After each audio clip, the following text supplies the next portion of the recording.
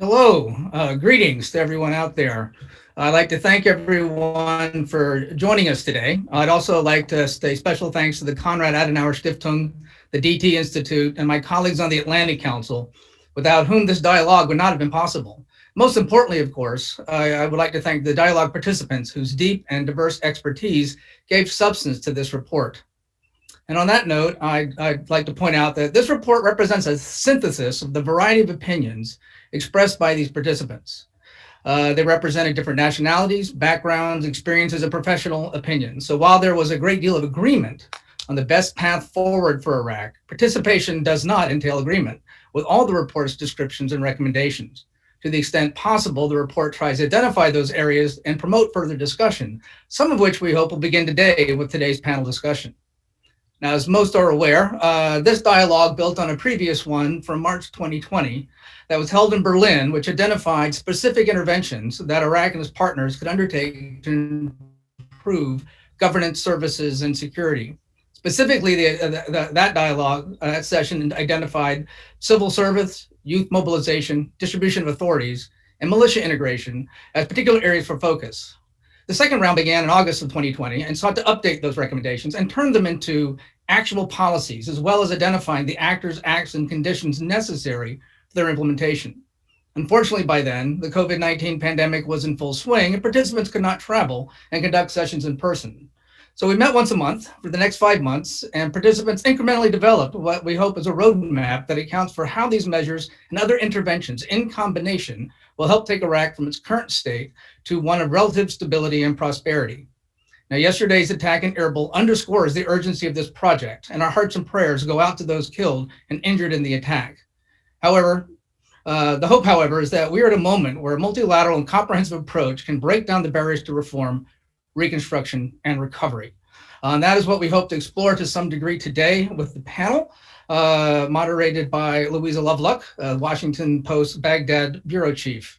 However, before that, we are fortunate to hear from His Excellency Martin Huth, the European Union ambassador to Iraq, who will deliver our keynote. Sir, over to you.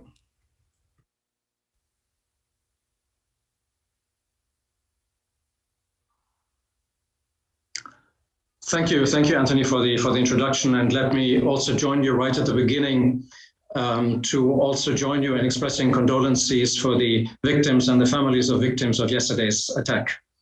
I would also like to thank you for allowing me to provide a few observations at the start of this conference, and I will try to make my remarks relevant to the findings in the excellent joint report by the Atlantic Council and Konrad Adenauer Foundation, and to also point out where the European Union in various areas identified in the report is already active. And in doing so, I will speak about what I perceive as three main axes around which the current Iraqi situation revolves and which make up the perfect storm that the country is facing. These are the question of a state, the economy, and the regional context. And in trying to address these three areas, I will also try to pick up on a few issues on which I feel the report invites a discussion. Let me start by saying that when in 2019 I learned of my appointment to become EU ambassador to Iraq, some Arab friends, notably of my generation and a little bit older, they reacted with shining eyes and they told me about Iraq and the personal prestige it holds for them in terms of the land, its culture and civilization. They were in fact happy for me to come here. And I think it is important to mention this at a time when Iraq is indeed facing multiple severe challenges, which are compounded by both the COVID situation and an unstable regional environment. And this leads me to the first of the three axes, where I have to underline that while the state in Iraq may appear to be in crisis, one should not forget that Iraq is a country with all its relevant attributes. And since Iraqis have a strong sense of belonging to this country, the first and most important prerequisite for having a state is fulfilled beyond a shred of doubt. But what actually appears to be under siege is both the functionality and the sovereignty of the Iraqi state. It's good to see, as the report points out, that over the years, ethno-sectarian divisions are somewhat lessening and that an Iraqi national identity is gaining in strength. And this is somewhat reflected in the fact that the constant and prevailing demand throughout the demonstrations that we have witnessed since October 2019, the main line, so to say, has been Nuridu Dawla, we want a state. In my view, this demand is as remarkable as it is mature in a region where some states are either facing fragmentation or significant weakening. And this all too often due to the existence of powerful non-state actors or even foreign states, or when the notion and desirability of having a state is even questioned. In Iraq, people seem to be aware of the threat of non-state actors to their nationhood and the constant risk of fragmentation. And I would say that as European Union, we need to pick up on this popular demand and should actively contribute to empowering the Iraqi state so that it can fulfill the expectations placed on it. Of course, we do not ignore the existence and factual power that non-state groups and forces have, but they cannot and must not be a primary interlocutor.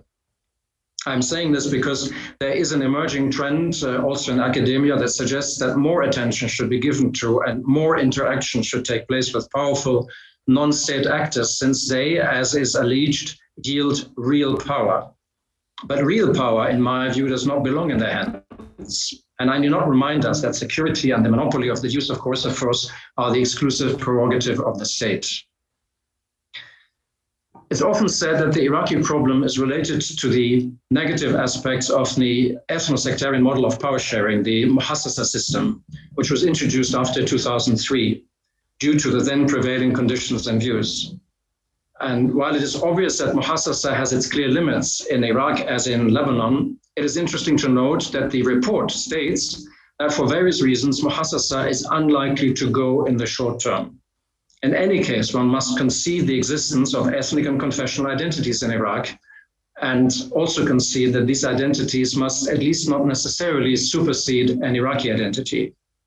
So if we assume that these points reflect reality, then this gives rise to the question whether, as long as least as it is deemed either necessary or unavoidable, there can be a good and accountable version of Muhassasa, a version that would hold up the notion of citizenship within a democratic order. So the real question here is whether Muhassasa is reformable and improvable. Of course, an Iraqi identity becomes hollow without an accompanying sense of citizenship, and no state can exist without a strong mutual bond between itself and its citizens. Instead of seeing this as a chicken or egg question, what comes first, the state or the notion of citizenship, both notions need to be reinforced and empowered. Just as much as citizens should expect a state that is accountable and provides its services through functioning institutions, a state requires also law-abiding, working, and tax-paying citizens. And defining this mutual relationship and putting it on a healthy and sustainable basis would be essential in formulating a social contract between Iraqis themselves and between them and the state. And this is why, as European Union, we have noted with great interest the inclusion in the government program of the idea of holding a national dialogue where all the already mentioned issues can be discussed and which could, in fact, result in the formulation of such a social contract. As a final point on the issue of state, the report correctly points out the need for Parliament to fully exercise its functions responsibly and in the interest of the common good. The more this becomes a reality, the more one can then focus not so much, as the report says, on the non-accountability of Parliament, but rather on the government's accountability to Parliament. Turning to the second axis, I would like to stress the absolute and overriding need for the Iraqi economy to reform and for Iraqi citizens to understand this need. We see this as if not the priority for the country. And as Iraq is facing multiple political and socio-economic crises, this may well be the last opportunity to achieve what must inevitably be a completely new economic model for Iraq, the components of which are also clearly laid out in the report. Fortunately, there now is considerable momentum in Iraq towards these reforms, driven by the Minister of Finance, Ali Alawi, supported by the Prime Minister Al-Kadhimi, and embodied in the white paper and its implementation matrix that was recently adopted by the Council of Ministers. Here, of course, I do not have to preach to the converted and speak of the need to diversify, create investment opportunities, and revive the agricultural sector, while severely curtailing spending in other areas such as salaries. What is important, however, is the time factor, not just in terms of economic loss or gains, but politically. Iraq is moving towards early parliamentary elections in October, and it would seem absolutely crucial to achieve a measure of visible and tangible reforms until then, lest elections throw this process into limbo or worse, oblivion.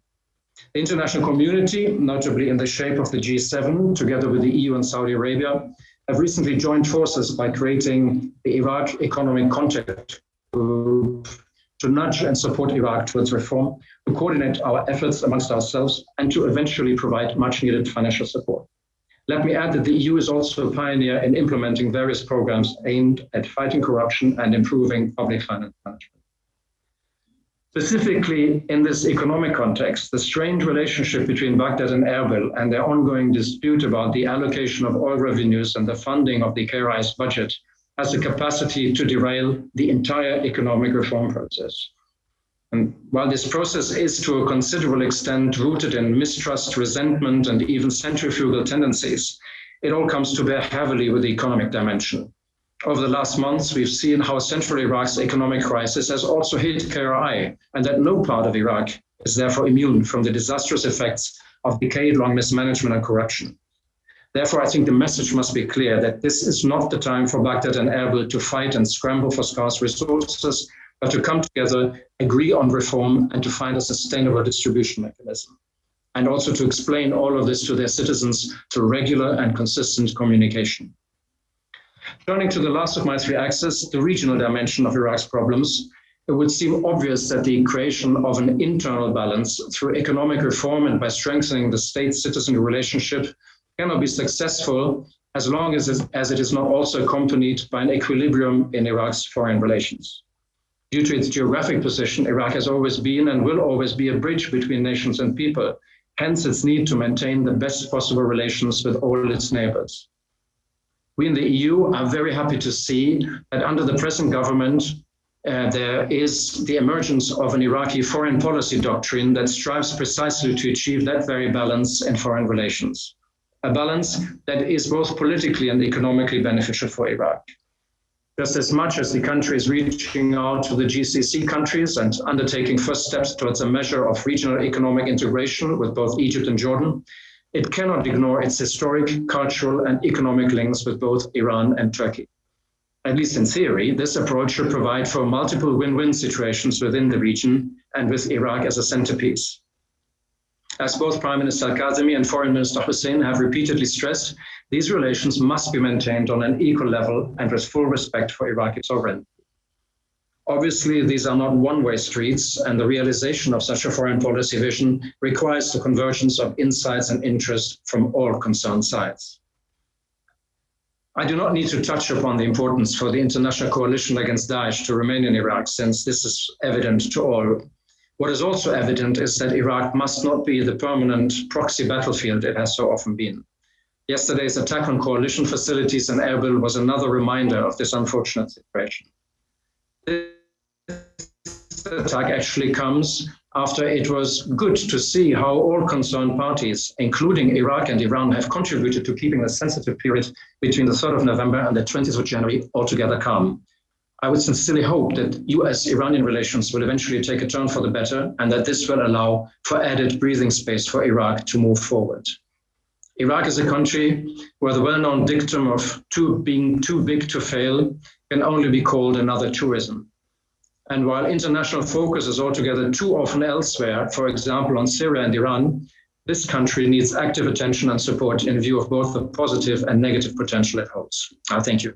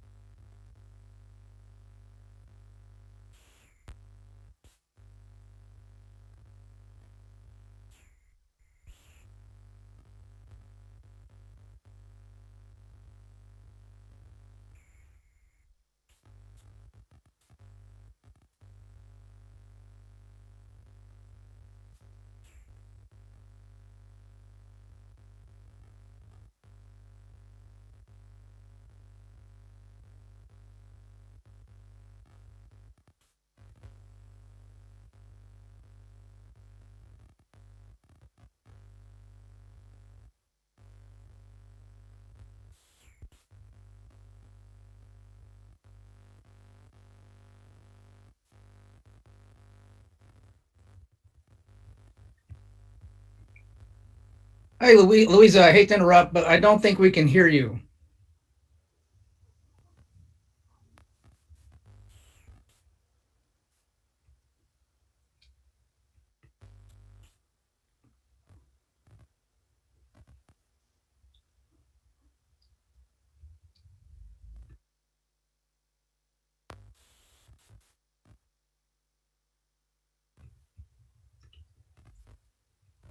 Have you been able, can you check your sound and your mute button?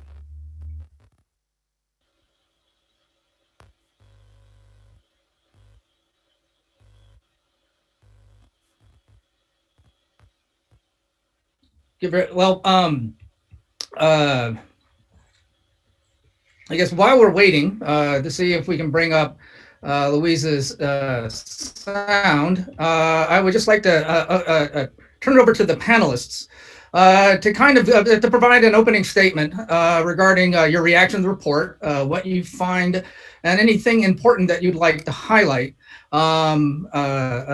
regarding the report and the way ahead for Iraq. And in no particular order, Ambassador Blakua, if you'd like to begin, that would be wonderful. Thank you, Anthony. Well, while we wait for Luis, I think certainly what Ambassador Martin Huth has very eloquently pointed are basically the main challenges that Iraq is facing, and I think that this report tries to address. I think to empower the Iraqi state, as it has been pointed, we have to understand, of course, that the hybrid nature of that state does not allow for the maybe traditional recipes or solutions to be applied. I believe that that this report has as one of its main strengths is a very pragmatic roadmap, and the fact that it's called precisely a roadmap for recovery is very much at the heart of the whole exercise. In my view, the key to address these challenges that are well known, that have been, I think, very well pointed in the report, and that we all know, and most of the Iraqi analysts share, is how those actors, the very multiple actors, both Iraqi and external, both state and non-state, can be brought to support what in this report is called a grand bargain. And I think we have to be extremely pragmatic here, and there is a course of action that will be the condition for many of these reforms to take place, both in the economic, security, constitutional terms. And I think the grand bargain is obviously the result of a political dialogue that includes the most relevant political actors, but that is not enough. The grand bargain is just the beginning of the, I mean, not the beginning, but maybe the middle stage of the process in which other non-state actors, Iraqi civil society, what has been known as the protest movement, and many other relevant and influential actors can be brought in. So I think there is a process in which political dialogue will be the precondition for this grand bargain to take place. And this grand bargain has to lead to a new social contract. So I think this report and the discussions that have led to these conclusions, and I think the report is quite pragmatic, is really avoids big theoretical discussions and points at the key issues, goes or is articulated around this idea. So I think the way that this report can be useful is basically that it provides Iraqis with a sort of a series of steps, but at the same time, it gives the international community also some guidelines on how to support an Iraqi that needs to be, or a process that needs to be Iraqi-led. So I will leave it at that, and I will let my fellow panelists really move on the.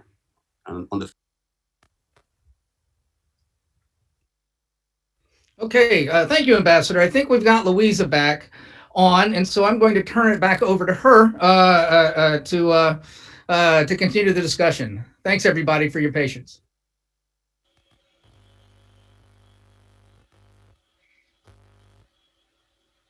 And we can't hear you still if you're talking.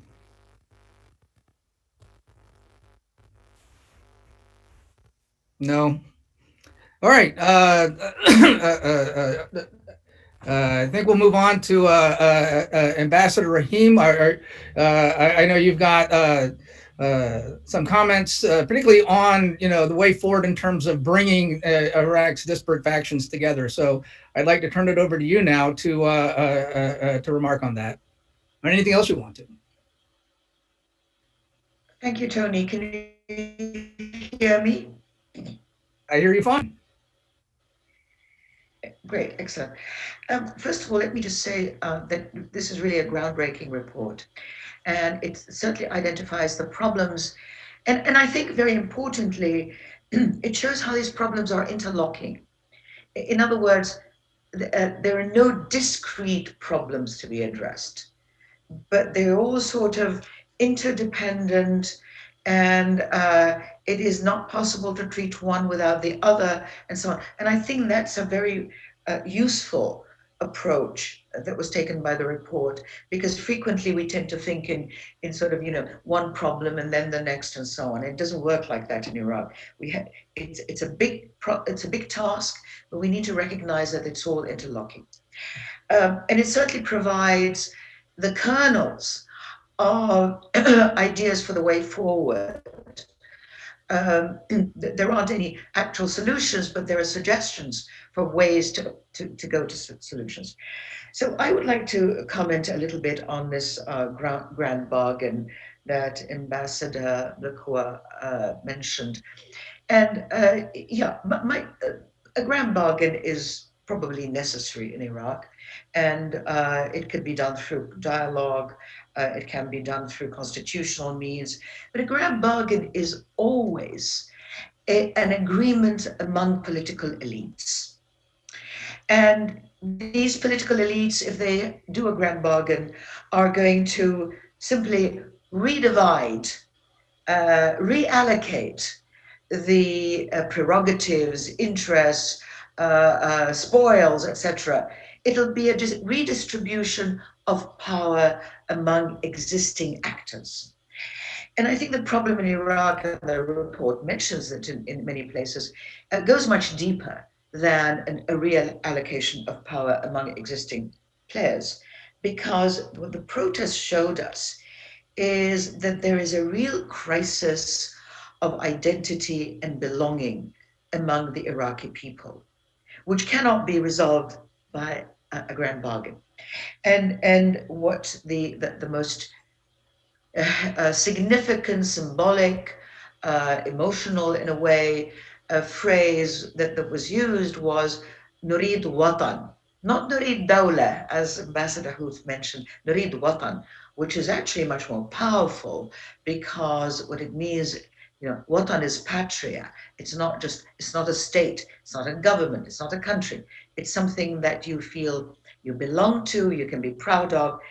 And the problem that was raised in this expression and in the rejection of the political process is that a great majority of the Iraqi people, and particularly the Shia, whose state it is supposed to be, by the way, feel an alienation from the state. This country, or the state that is in this country, does not represent them. They cannot identify with it. They certainly can't be proud of it. So it's not just a question of services, it's really a question of the nature of the state itself, and to what extent the state actually represents its citizenship. The notion of citizenship was very prominent in the protests. And we talk about the protest of 2019, but everybody should remember that the protests are going on today. They're going on in the south, in Babil, in Wasat, in Nasriya, and so on. So it's not as if they happened and they were over. Certainly the thrust of them it has been diminished, but they're still going on. So the sense of citizenship, the sense of wanting a country for all its people was very prominent and is still prominent in this new rhetoric. And my fear is that if we concentrate on the grand bargain, we're not going to solve the problem. What is evident is that there is a challenge to the state, whether it is this bargain or another grand bargain, that these bargains are being challenged by the state, by the citizens. They are challenging the existing order, and they will challenge any new order that does not take the notion of citizenship, of watan, and a watan for all its inhabitants and not for the select few. If those challenges are not addressed, and particularly not addressed by the Shia political parties, I want to add, everybody has remarked on the fact that the protests were in the Shia heartland, they are by the Shia, and since the state is dominated and controlled and coerced and co-opted by the Shia political parties, then opposing the state as it is now is opposing the Shia political parties. We have a real challenge and a real confrontation, I think. And what we need to look at is what is the pathway to responding to these deep existential demands of the protesters? What is the pathway to beginning to respond to those demands, while at the same time perhaps holding a grand bargain protocol or system? We cannot take the grand bargain without addressing these very existential demands of belonging, of representation, of feeling a pride in one's citizenship. I'm going to stop there. Thank you. Thank you, Ambassador Rahim. I think we're going to try Louisa again. Are you out there? I am. Can you hear me? Yes, we can hear you. Yes. Great. Great. Sorry, I'm in the UK. Just having a few problems right now, so the internet appears to be one of them. Yeah, I mean, I haven't heard all of the discussion, but just sort of, if I can just continue with Dr. Rahim briefly, you know, this report makes a lot of very sort of far-reaching recommendations, very ambitious recommendations. But as the ambassador has been saying, one of the biggest impediments to reform over time has been a total lack of willingness on the part of the political elite to do anything other than sort of share the wealth around in sort of different ways each time, to cut up the pie, and to not bring anyone in. A major theme of this report is the importance of youth participation. This is a country with a major youth bulge. These people will be its future. And I wonder, Ambassador, if you could speak a little bit about, you know, if the protesters and the protesters' demands are to be sort of taken seriously, if their leaders or their foot soldiers are to be brought into the political system in any way, you know, what paths forward exist for that? You know, as you say, this is a very top-down system and not one where there are many routes in.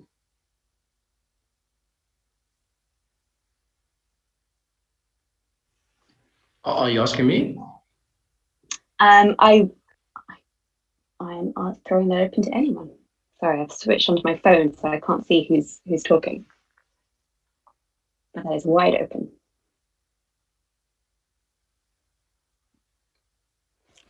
Well, if I may jump, what do you think? sorry. Yeah, please. No. I gather you want to hear from Ren, so why don't we let her speak? No, carry on, please. Well, I have to say that I think that this calls for a grand bargain and for the sort of even loftier ambition of creating sort of a sense of belonging. I agree with Ren that the grand bargain is between the elites, and I also agree with her that the protesters want something else. But I must say, I mean, there is a grand bargain. The Muhassasa system is a part of that grand bargain, and as the report says, that's unlikely to go anywhere anytime soon. I'm not so convinced, however, that the protests are divorced from a lack of services and a lack of good governance. Because I think that is a part of what the protests are actually about. They're about the lack of economic opportunity.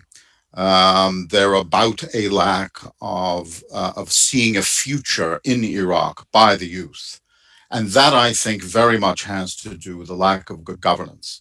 I think that sense of disenfranchisement, that separation from the elites in the country, very much contributes to this sense of not belonging to the country and the direction in which the elites are driving the country.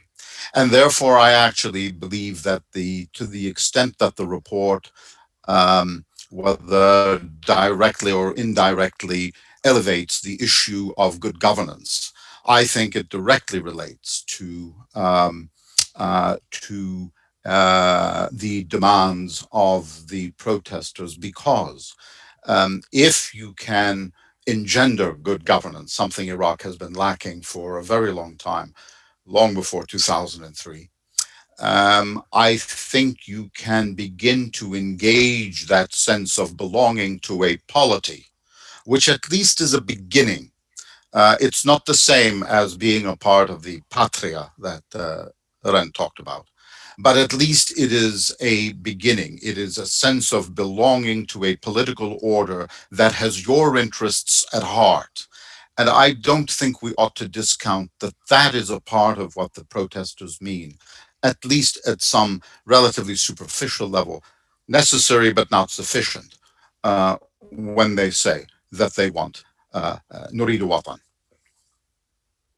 And so, I mean, on this point about good governance, because this is, it's a word that you hear so often, and yet which there is so little of in Iraq. What interventions are there? What challenges are there to achieving that? What would you say there?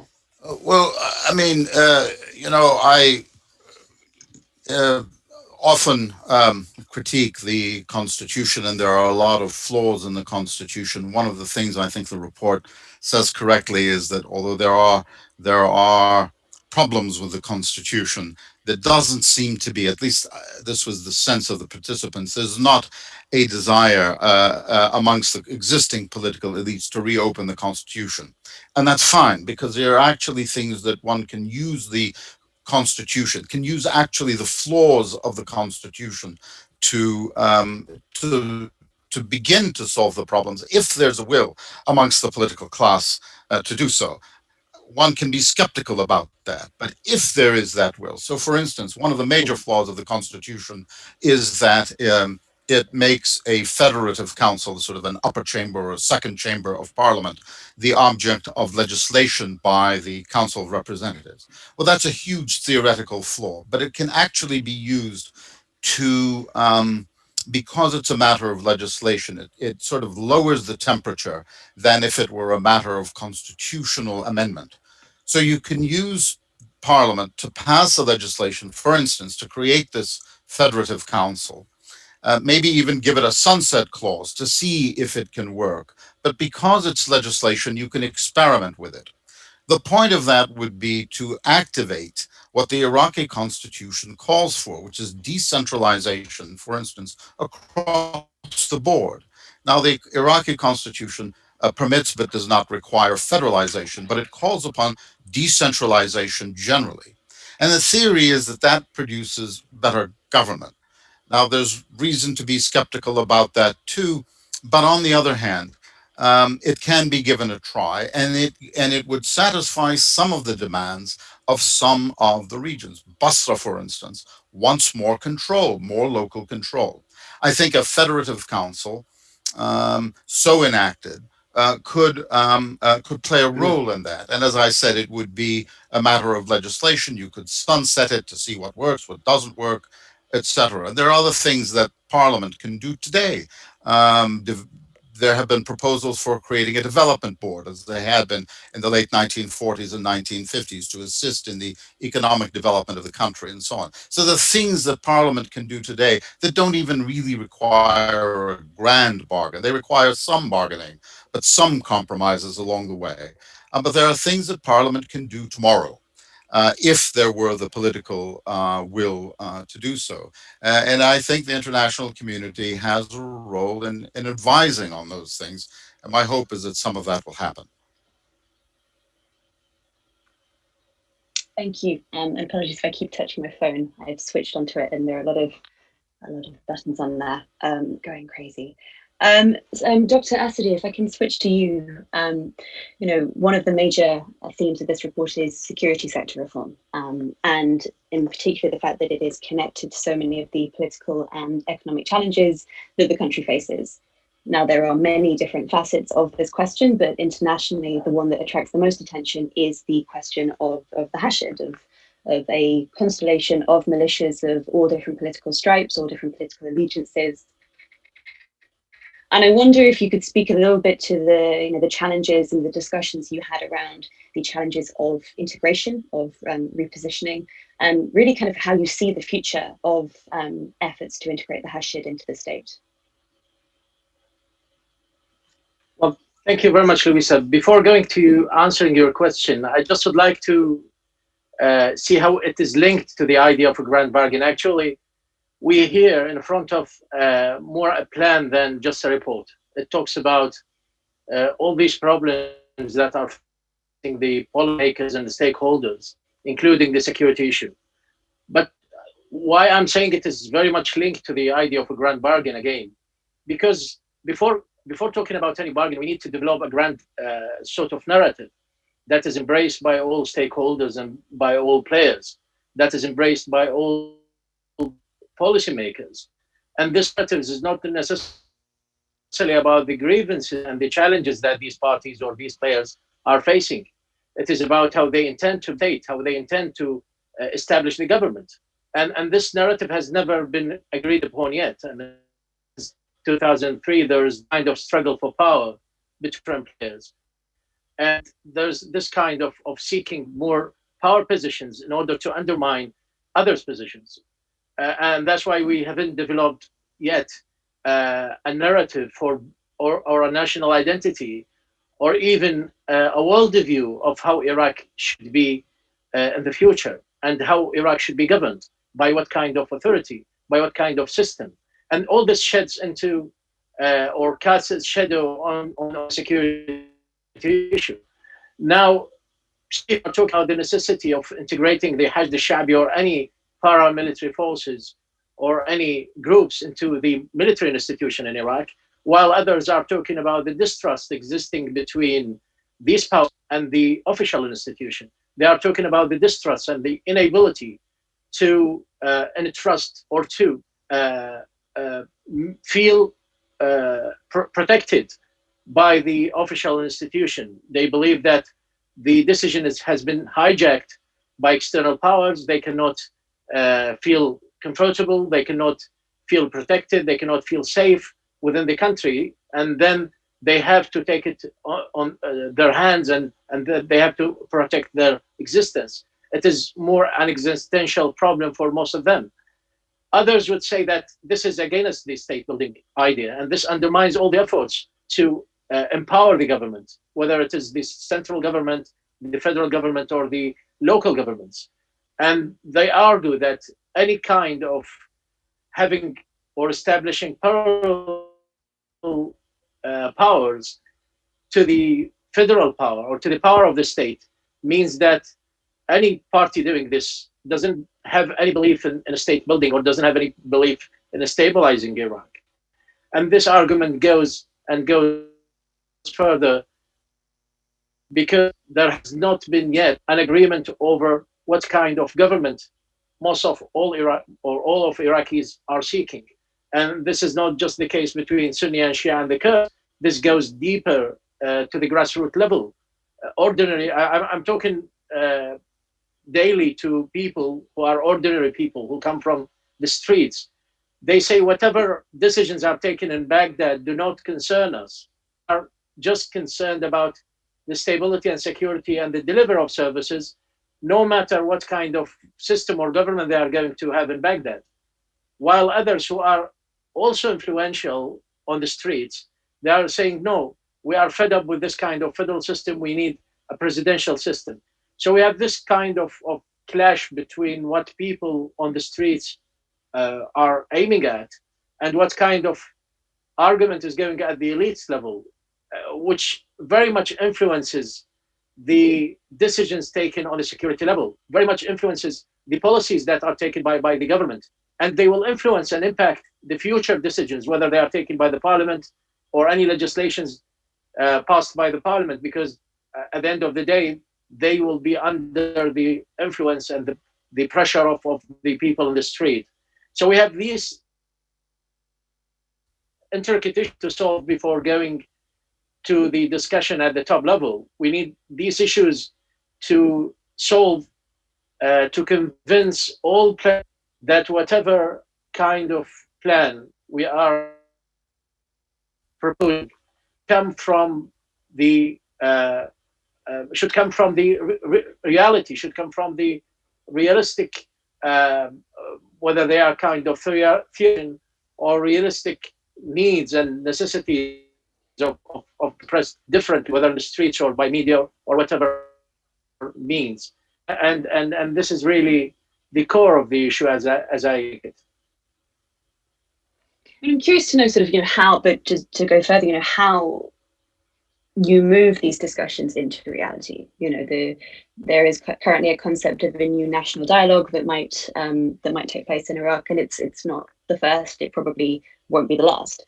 How can you bring the elite and society together? What options are there? What routes in? And how does the message best travel? I think one of the measures we need to take is having a kind of relation or at different levels, at the down level, at the bottom level. This kind of reconciliation should be not just between politicians and decision makers. It should be between people, between communities, between social actors. And it is not a matter of seeking appeasement or strengthening between different communities. It is a matter of developing one narrative and one identity towards embracing and adopting this kind of worldview, which is shared by all Iraqis.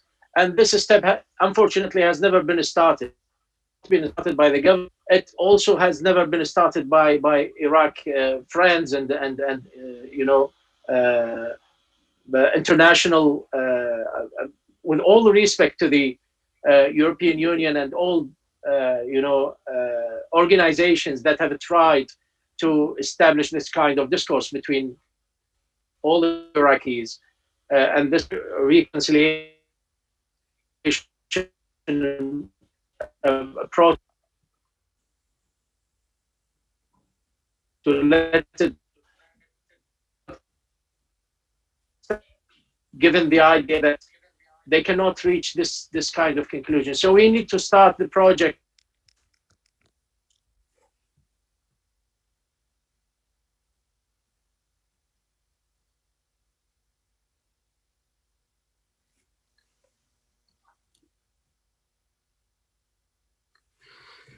I'm not sure if that's your internet, Doctor, or mine, but if everyone can hear me, if anyone would like to just nod if they can. Can you hear me, guys? Thank you. So if just, Mr. Worthington, if I can bring you in, one of the main things the report also focuses on is the major economic crisis that Iraq has been facing in recent months. The COVID-19 pandemic and the subsequent plunge in oil prices has left the government, frankly, unable to pay its bills kind of pretty much at the baseline. And that is before it comes on to anything that looks like, serious reform, that looks like paying more than salaries, pensions, and other baseline costs. So going forward, what are the biggest economic challenges that you see, and what role, if any, is there for the international community to help? Well, thank you. I'm very glad to be part of this panel this morning. Certainly, I think you're correct. The Iraqi economy is currently in very dire straits. It is fragile. It is multi-dimensional in nature, as others on this program have indicated. It is hit record deficits, both in budgetary terms as well as on its external accounts. The good news, as I think we've all made reference here today, is that the current government seeks, and I think a very genuine way, the Prime Minister, Deputy Prime Minister Ali Alawi, to put the country on both simultaneously on both a medium term course correction with its white paper that talks about long-term structural reform, and also seeks in its current budget to address many of the short-term economic challenges that Iraq faces. There is, I think, while respecting certainly Iraqi sovereignty, the need to come to grips within Iraq. It's a domestic issue. It's not centrally an international issue. The citizen-state relationship, as Ambassador Huth and others have referenced. There is, I think, another supporting dialogue that should take place between Iraq, various centers of power, including the national government itself, and the international community, in particular the international financial community. I would make note of what I think is a noteworthy, remarkable alignment in recent months. And this has been developing over the last 6 to 8 months plus between the international financial institutions' prescriptions for reform in the Iraqi economy and the content, the pathway forward that is outlined in the white paper that was released this past October. There is room, without involving necessarily financial resources, without certainly increasing security presence, but there is room for constructive, structured dialogue, I think, between the international financial community and the leadership of Iraq. We've seen very recently, for example, within the category of international financial institutions, the IMF be quite supportive of the white paper that was published back in October. It also praised, although noting its complexities, the budget that was introduced. The IMF was supportive of the devaluation of the Iraqi currency last December. And it plays a supporting role, I think, in terms of injecting not only ideas, but some sustainability because of its ongoing interest in structural reform of the Iraqi economy. Among governments, I think US and the European Union, as well as regional players, need to elevate the political significance, the political priority that they give to structural economic reform. And again, this doesn't necessarily mean new financial resources. But ideas have power, relationship has power, encouragement has power. And we see this, for example, with the recent last October Iraqi Economic Contact Group that was launched in London under the auspices of the UK, and Germany was also very much involved in that. We've seen in the past the role that the G7 under proper political leadership has played in the agenda on Iraq. It was a factor back in 2016 when Prime Minister Abe, when he led the presidency of the G7, was instrumental in encouraging the last IMF standby arrangement between the IMF and Iraq. And there's also room, I think, for expanded, higher prioritized bilateral dialogue, quiet, discreet, that can provide a source of encouragement, new ideas, sustainability, discipline, and serves as a kind of framework for moving on the kind of agenda that's been set forth in the white paper. Now, that's not to exclude the possibility of new resources. External deficits are large. Iraq's external debt to GDP has dramatically increased. The IMF, I think, and possibly even the current government in Iraq might be receptive. I mean, if one reads the report from the IMF's executive board last week, it views in a positive way medium-term financial support and even emergency support for Iraq's economy. So I think there is a growing basis for an expanded international dialogue between the leadership in Iraq and the international financial community. Its political significance needs to be elevated, I believe. I mean, one of the elephants in the room when it comes to the Iraqi economy, no matter how much money is poured in from the outside or not, is the way in which it's structured, right? The over-reliance on oil, and we've seen the structural issues, the budget, the fiscal challenges, the planning process, the civil service, and also the necessity to deal with the large youth unemployment. There is no solution, in my view, to that without an expansion of the private sector, which means a redefinition of the role of the state in the economy. That's where the jobs of the future will come from. 60% of Iraq's population, I believe, is under the age of 25. There's 700,000 new entrants into the labor market potentially every year, but yet at least 40% unemployment in that age group. And I do not see a solution that is sustainable in a political sense without addressing that very serious demographic challenge and unemployment among the young. And I think Dr. Pfaff's excellent paper sketches some of the approaches that could serve to address that. The infrastructure area, which he references, provides the basis for expanded employment, particularly in the construction industry.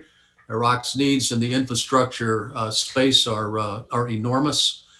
But it requires a reallocation of resources and a sense of political priority on that element. Okay, I see a raised hand from Ambassador Blacour. I'll bring you in. Well, I think, as you can see, there's a remarkable convergence between actually the different participants in this report, and I think we all share a very similar outlook, the analysis, the diagnosis. But for me, I would like to come back to a point that was raised by Ambassador Wren, that is the interlocking nature of the challenges and the problems. Whenever we address one of them, we are immediately faced with another one and another one. I mean, it's like a set of Russian dolls.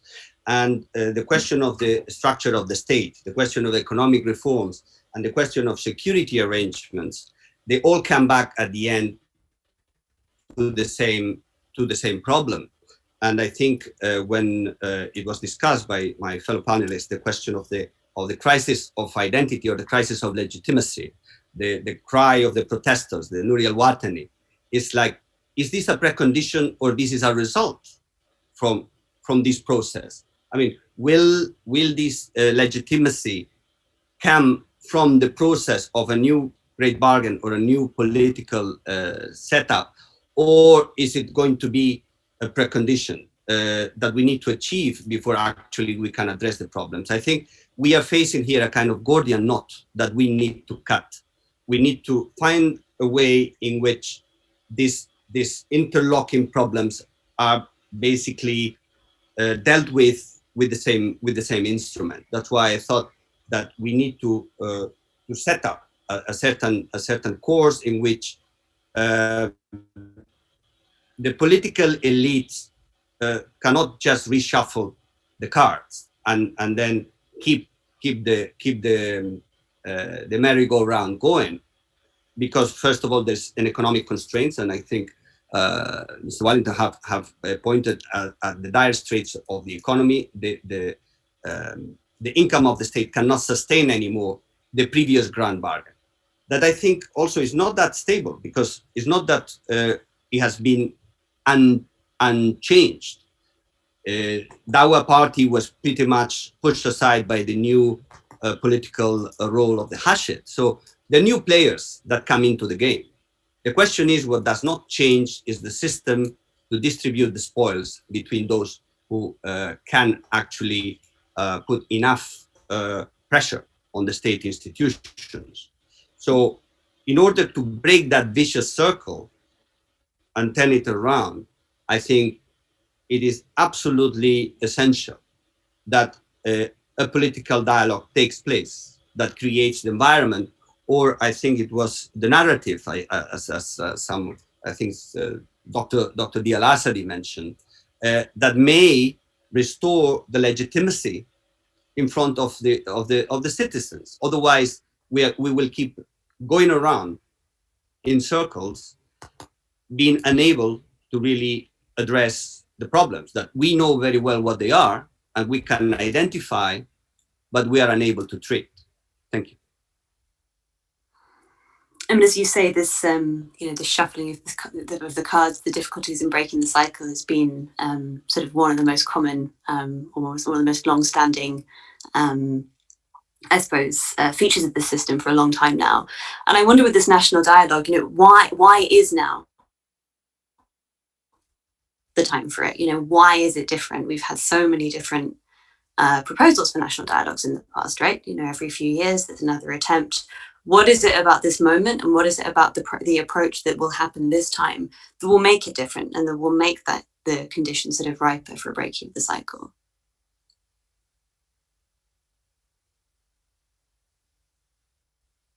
Well, I think there is one initial point that this situation different, and is the economic situation does not allow the state or those parties that could use the state resources before to basically as an anesthetic instead of addressing the real problems. Well, you are run of anesthetics. Now either you operate or the patient may enter into a fatal course. And then I think the international or regional context may offer an opportunity at the moment.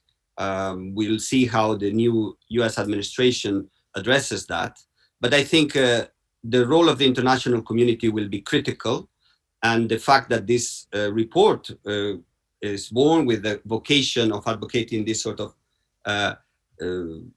triangular US, EU, and Iraqi track, I think is pretty much at the right time.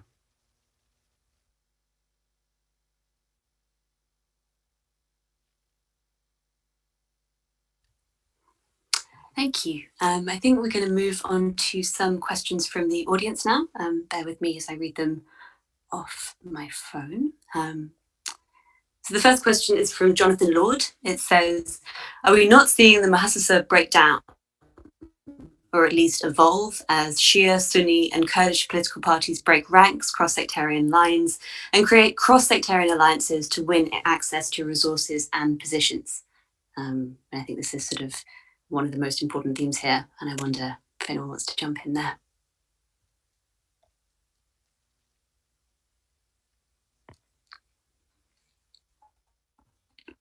Dr. Dia, what do you think? Louisa? Can I comment on this? Sorry, I think. Hello? Would you like me to go on? Okay, go ahead, please, Dr. Rahim. No, sorry, after you. It's okay. It's okay. Never mind. Okay. Ladies first.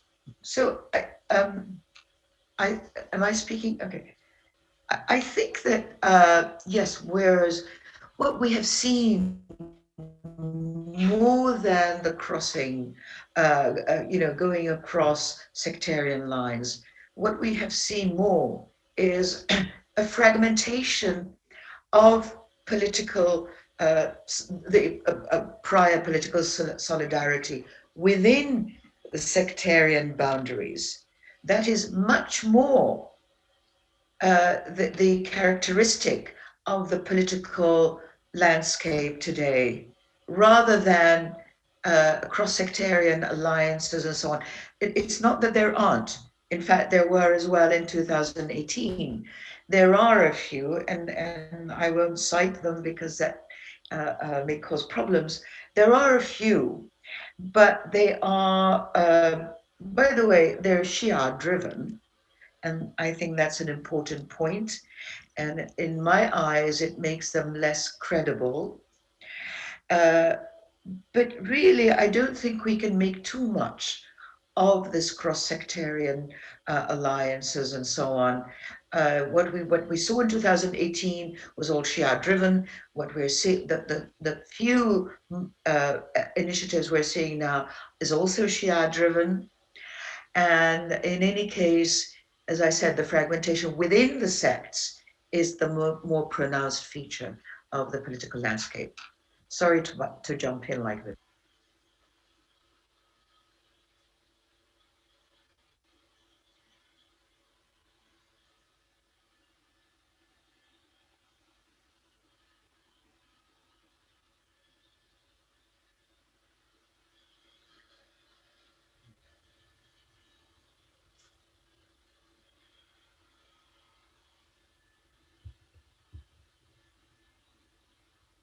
Dr. Asadi, if you want to on that would be great.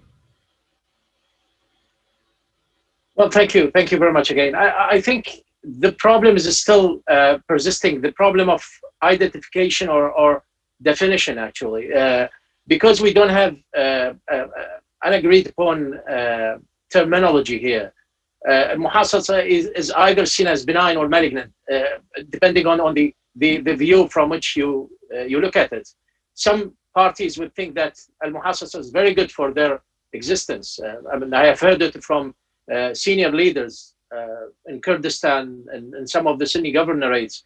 They say that without Muhassasa, we cannot have our share of power.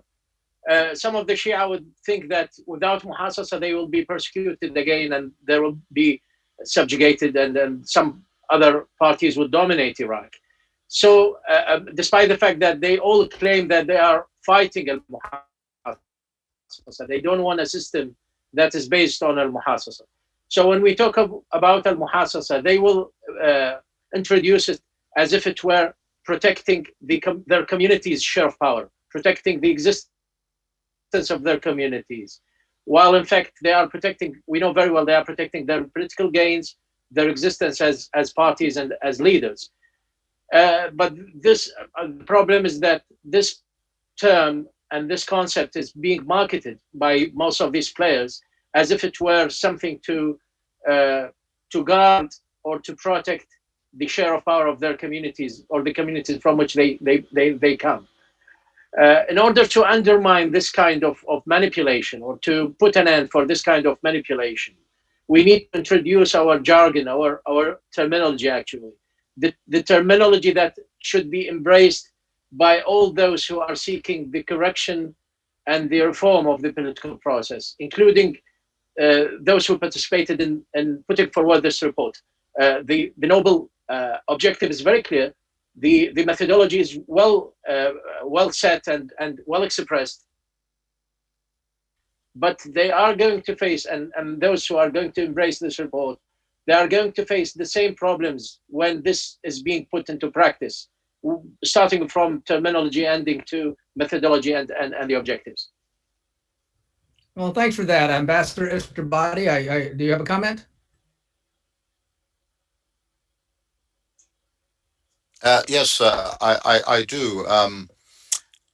I am absolutely on board with placing the lion's share of the fault for the Mohassasa system on Iraq's elites. Some of us were there in before 2003, and some were there before I got there in the 90s, to see it develop and as it evolved, and then to become what it became post 2003. But keep in mind, I mean, if all we've been doing is reshuffling the deck, as I think Ambassador Blekwa said, part of the reason for that is that the people of Iraq keep electing the same political actors. They keep electing and re-electing the same political actors. And so that, and I myself personally don't expect that to change very much in October.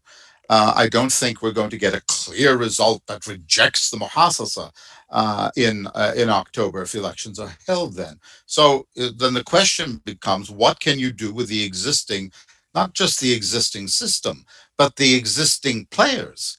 Now, I do think I agree with those who have said that the incentive for reform comes from the fact that the state of Iraq has become economically unsustainable.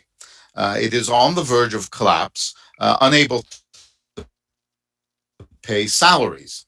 And that is simply not a recipe for, getting through month to month, let alone the long term. That said, the fundamental problem is that there is at least a segment of the population of Iraq that has not rejected the political parties that brought Mohassasa. And I think we keep talking every time there's an election in Iraq, we sort of become optimistic again that this time the electorate will get it right. And I think there's room for skepticism. And if that's what happens, if I'm right about that, then I think the question is, well, then what can be done to avoid a state collapse? And I think that at least has to be somewhere in the background of the discussions of international actors as they sort of look forward to see in the next 6 months and the next year what their role with the Iraqis may be. It may not be in October that we get a rejection of this system as it's existed in the last 16 years or so, in which case the question is then what? And I think the report has some guideposts for that ought not to be ignored if this new grand bargain we all hope for doesn't in fact obtain. Well, thank you for that. I'm now going to move on to our next question that comes from Barbara Slavin. How would reduction in tensions between the US and Iran affect Iraq? Or is Iran so entrenched in the Iraqi political system that the impact would be minimal? How would sanctions relief for Iran affect the Iranian economy? And probably by extension, we could ask the Iraqi economy as well, or its relations with Iraq. Who would like to take that one?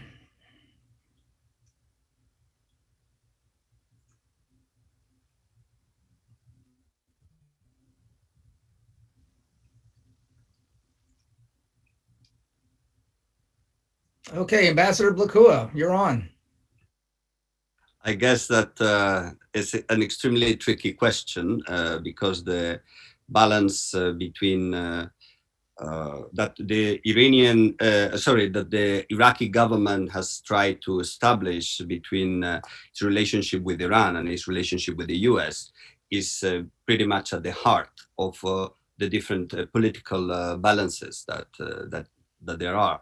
Although we should not forget that also Turkey, Saudi Arabia, the Gulf are extremely involved, and they're also players in here.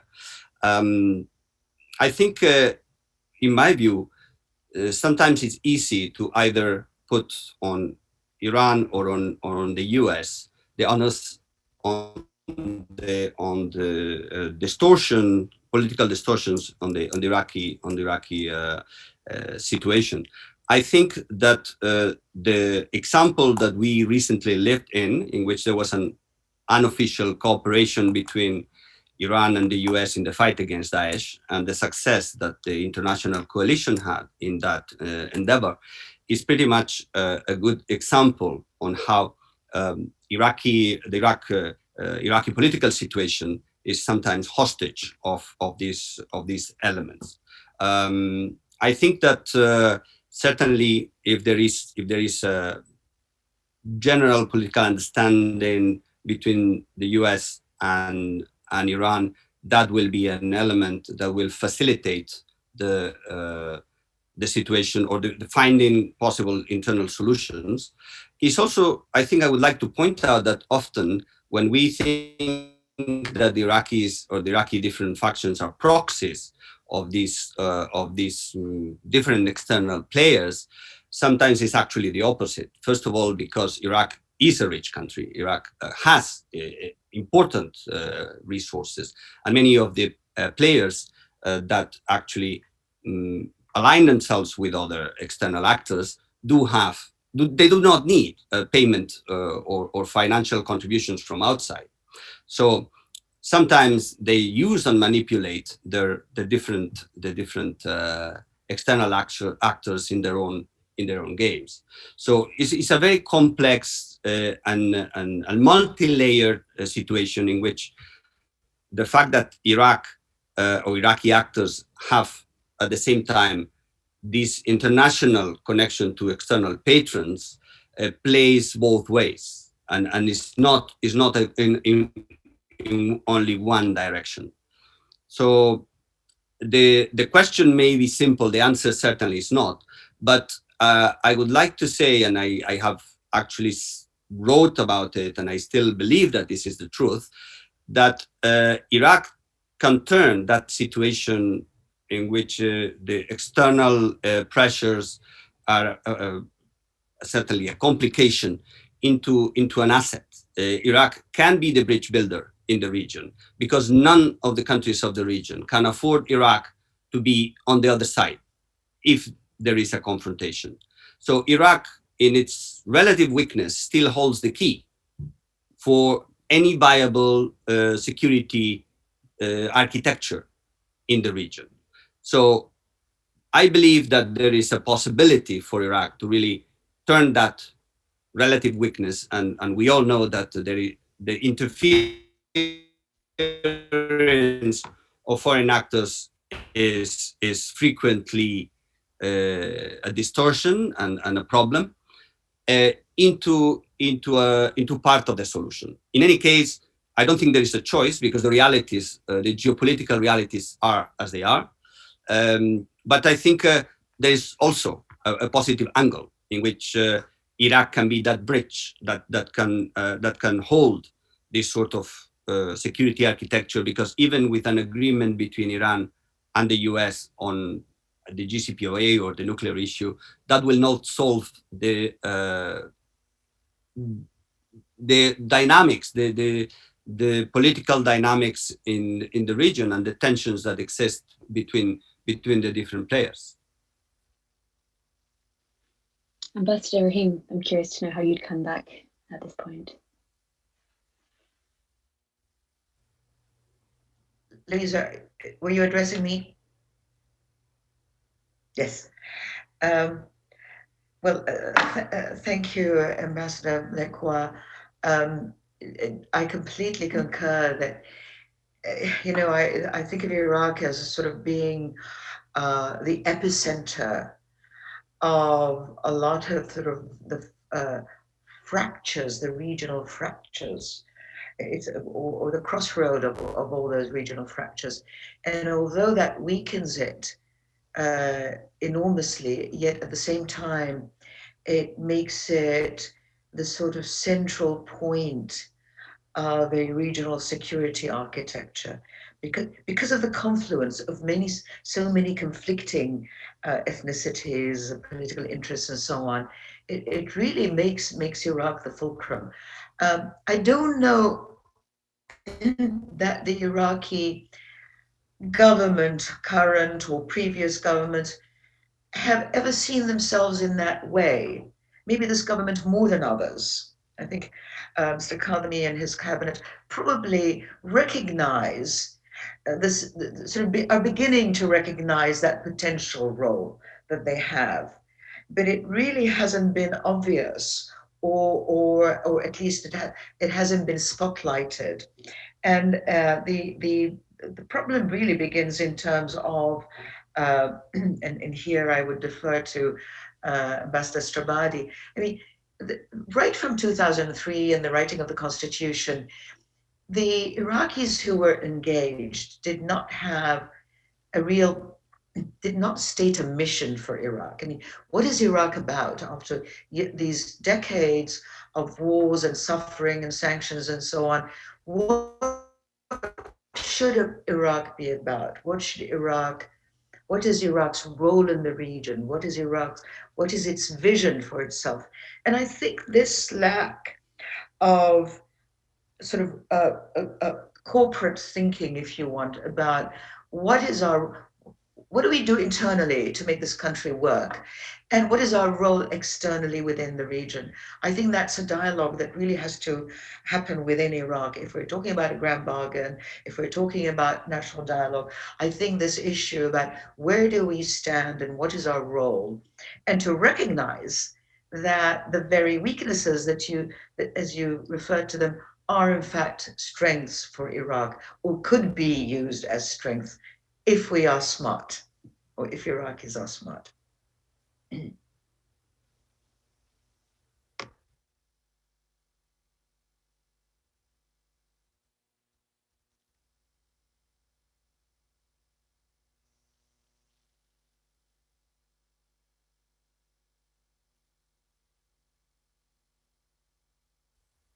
There we go. Yeah, we've got a couple of questions coming in here about the role of the private sector in sort of diversifying the economy. Mr. Worthington, can I ask you, what if any role can the international community play in sort of helping small to medium-sized businesses in, creating a more favourable investment environment? What would you say there? Well, I think the international financial community does have a significant role to play. It's a supporting role. The framework for economic reform, for long-term budgetary stability, for long-term redirection of the economy toward the private sector must come from the Iraqi state. It cannot be in any way imposed from the outside. But the international community can play, as I had said earlier, I think a significant role in encouraging direction. It can do that through its expertise, sharing of its expertise through consultation mechanisms such as the IMF Article 4, the World Bank's country program framework, that can have a stabilizing effect on the direction, I think, of reforms within Iraq. That international involvement too, I think, is important in terms of perceptions by the private investment community, international investment community. Its involvement, its commentary, its endorsement on particular policies sends signals to those that are willing to or prepared to consider investment in Iraq. And Iraq certainly needs outside capital if it's to private capital if it's to move forward. There does remain in the background the possibility of a standby arrangement between Iraq and the international financial community, specifically the IMF. There have been 4 of those, actually, since 2004. They've had various degrees of effectiveness, probably overall, certainly not as effective as everyone hoped at the time. But they do inject policy conditionality into the situation. And that policy conditionality, I think, can serve as a sustaining framework because it tends to keep policy within a certain set of guide rails. We have another question here that I think you would be quite well placed to answer, if I can just pull it up. Why has reform and restricting of the state banking sector not proceeded despite overwhelming support from IFIs? Who is accountable for pushing this through, and what follows from here? Yes, I think the reform of the financial sector is one of the top 3 or 4 priorities on the economic agenda, because it provides a source long term, if it functions well, of movement of capital into the private sector.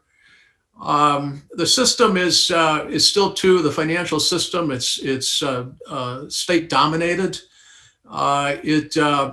By several big banks that need to be restructured, and it's, I would say, a system that's riddled with corruption, where profitability, for example, is made off of the foreign exchange mechanism rather than lending to the real economy.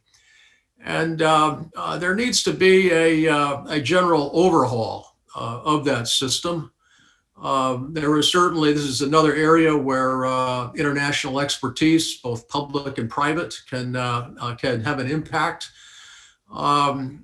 My very clear sense is that the finance minister, Deputy Prime Minister Ali Alawi, is committed to doing what he can by way of reform of the financial system. And he's looking at many of the fundamentals that need to be addressed, some of which I have just mentioned. And the international community, again, needs to shore up that very strong inclination. There may be certain outside resources that could be brought to bear, but this is certainly an area of priority, because it is the intermediary that moves capital into private hands, and it's particularly important as to small business. It's also linked, I think, to the regulatory reform for small business in general, and again, the state involvement in that process needs to be reduced so parties can be freed up. There may be the need for certain new funds created that provide incentives, government-sponsored, for lending into the private sector, particularly for small business purposes. Thank you. I think we don't have very long left, so given that this is a report about the role, or partly about the role of the international community and what role it can play in Iraq, I think it will be no surprise to anyone to be reminded that Iraq is no stranger to the international community of all different nations kind of coming in, trying to nudge, trying to mold, trying to change the political system. And I wonder if we could just go around the table and ask at this stage, what constructive role exists now for the international community? What can it helpfully do in Iraq that does not leave it as a pawn for countries that have put it in the middle, which does not leave it as a sort of a reform project from Western capitals? Ambassador Burka, what do you think? Well, thank you, Liz. I wouldn't like to take too much of the remaining time, because I do believe that the international community is there to support an Iraqi process. And I think that really the Iraqi different actors are the ones who have to take the lead. There is a very key element in which the external actors or the international community, European Union or the US and others, could actually play a role, and is in helping bridge the trust deficit, that gap that may prevent the Iraqi actors from actually reaching a deal, a bargain, or whatever kind of dialogue results. I think some political agreements may require that external assistance for this trust gap to be reached. But I would like to leave actually the floor to the Iraqi co-panelists, because they are the ones who have to tell us really which role we can play, because that is what we are there to do as best supporting actors, not replacing their role in this process. Dr. Dia, what do you think?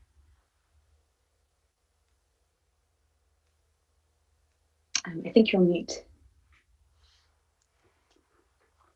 Yeah, thank you again. I think there are so many measures and roles that can be assumed by our international community friends and international players, starting with helping Iraq to integrate within its regional network of countries or regimes or systems. Because, most of the countries have unfortunately lost confidence in the new government of Iraq since 2003, thinking that this is going to be a threat for their existence, while Iraq was just trying to rebuild itself and recover from the past atrocities. And the second role is to endorse all the ongoing process, despite all the oddities and all the hiccups. All the critiques directed towards the successive Iraqi governments has its ground, actually. But we need also to regain the world trust and the necessity of establishing a powerful country in the region, especially in the position of Iraq, because it will impact in one way or another all the region and the world, with all the resources that Iraq has and all the geopolitical position that it can play.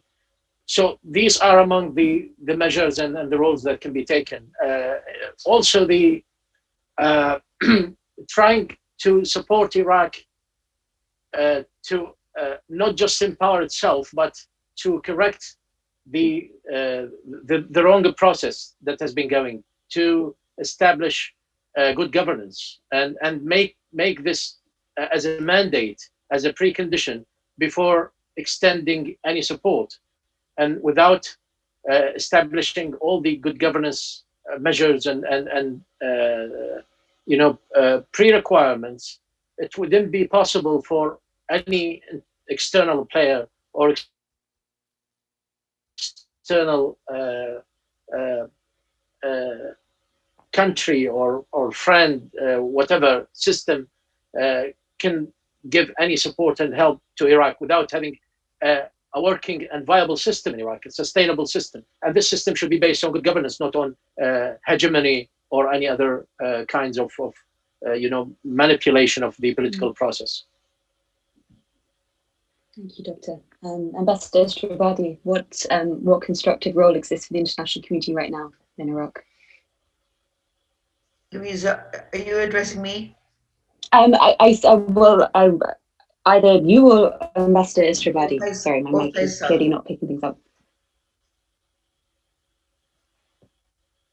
Suddenly then, go ahead. The problem, I think, Louisa's voice is muted or arrives to me muted. So I'm never quite sure. But okay, I'll go ahead. Just to add to what Liat said, I want to sort of think that the international community will recognize. First of all, I'm very glad that we now see an opportunity for the international community to work together as opposed to work separately during the former US administration. I think there's more chance for collective action. But what is really necessary is to recognize that the financial and economic support that the international community is giving to Iraq, which is commendable, admirable, and so on, that it cannot be separated from political reform. You can't do economic and financial reform without at the same time addressing political reform. So just take an example. If we're talking about the white paper, it is essential for corruption to be tackled. And corruption is not just a financial problem that we have, it is also a political problem. If we talk about muhasasa, the economic and financial reform really should try to replace that by the notion of equity. Instead of mahasasa, we think of equity. And that again is a type of political reform. Any kind of economic and financial reform, as Leah said, depends on good governance. Whatever we mean by good governance, it's a bit of a nebulous concept. It really needs to be broken down and so on. But it depends on a state that is able to deliver goods and services equitably and to run its affairs efficiently. So there are no economic and financial reforms which do not imply political reforms. And I think I want to encourage the international community to recognize that these are twins and not to shy away and say, well, we're not going to advocate and we're not going to support issues of political reform because that's politics, it's internal. Well, yes, but if you're supporting economic reform, you must, alongside of it, in tandem and implicitly, explicitly really, speak what is implicit, which is that the two are tied together. Sorry for being too long. Thank you.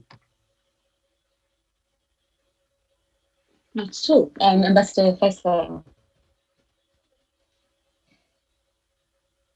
Well, thank you. I want to, I think Ambassador Rahim said something very important about the Iraqis, and this was um, one of the failures of the post 2003 period, both in the period of drafting the interim cons, never sort of decided what it is that the state of Iraq was about and what their role was both internally and sort of, but for purposes of this question, externally. So the first issue is, I think the Iraqi political class, whatever that looks like today or 6 months from now or a year from now, has to come to a decision about what role it wants to play in the region. Hopefully, it will not be a role of factions again in the hands of different parties in the region. But then I think also the international community, and here I'm specifically addressing the United States, because I think for too long across several administrations, there really has not been an Iraq policy as such. I think successive American administrations have had other regional policies, including most obviously an Iran policy in which Iraq played an adjunct role. That was very clear in the last 4 years, but it was also true largely in the Obama administration. And I want to tie that into the question that Barbara Slavin asked about relations between the US and Iran and how that what impact that has on Iraq. I think one thing policymakers have to keep in mind, whether in Brussels or in Washington or in other European capitals, is that for Iran, it is a matter of sort of a priority for Iran that the state of Iraq always be weak. And so I think that there is an appropriate role for the United States, however the larger regional issues, and I said the United States, I meant the international community, whatever the larger regional issues between Iran and the Security Council and the United States and the JCPOA and all of that. If there is an interest in the international community, as I believe there is, and certainly in the regional powers, the other regional states, for Iraq to survive as such, not to play an oversized role as it came to in the 80s and the 70s and 80s, but to play a natural role in the region and in regional politics. Then there's an interest in the international community to help the Iraqis to bring that result about. Not to impose solutions, as Mr. Wellington keeps reminding us, but to help the Iraqis, particularly with technical issues, with good offices, to make that result come about. And again, yes, the reforms are all interlinked. You can't succeed in the economic reforms without the political reforms. There is a role for the international community to play in mediating and facilitating and providing technical expertise, and I hope that the world will re-engage. There has been an Iraq fatigue to some extent, or so it appears, I think, to Iraqis. My hope is that the world community, the international community, will re-engage in Iraq.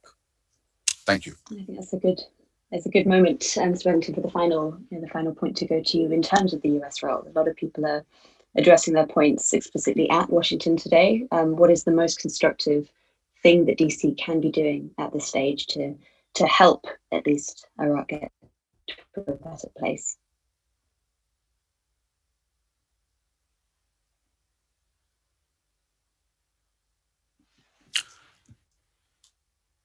That's a question for you, Mr. Wellington. You can hear me? I'm sorry, you talked to me or somebody? It's not clear. You're very soft spoken, which I'm not accustomed to. I am. I apologize. Yeah, just I mean, final question for the day. A lot of the comments have been directed at the United States. We've spoken a lot about international involvement, but particularly how that becomes constructive, and what would your sort of number one recommendation be for the new administration in terms of constructive engagement with Iraq? Well, I mean, just that, I think, develop an Iraq policy. There hasn't been one for a very long time that goes back, at least beyond the last 4 years. And so what is the American sort of vision for Iraq? If it's a stable Iraq that is, that can govern itself decently, and be a reliable partner, a reliable ally in the region, then there has to be an engagement with Iraq to bring that result about. The United States cannot expect Iraq to adopt its policies. The previous administration expected Iraq to take the same hostile stand towards Iran that it had. Iraq cannot do that. Look at a map. It's the longest border Iraq shares with any country is with Iran. Iraq has to balance its relations with three much more powerful neighbors: Turkey, Saudi Arabia, and Iran. And I think it's in the United States' interest to do so. Which means developing a policy for encouraging just that. Once again, the United States can't impose, but it has good offices, it has influence. There was a point in the Obama administration when we were hearing that the United States doesn't have influence in Iraq, which was patently untrue then, it's untrue now. So I think just engaging with the Iraqis, encouraging the Iraqis to develop this sort of model that I think is in the United States' interest, which is since Turkey doesn't seem to be using the Kemalist phrase, let's apply it in Iraq, and in Iraq has peace at home and peace abroad. Thank you. Well, I think we've gone a little bit over time, so it's a good moment to wrap this up. I'd like to thank our panelists for this today, the Atlantic Council, Ambassador Huth for his keynote speech. And yeah, I'd encourage everyone to read the report and keep talking. Thanks, guys. Thank you.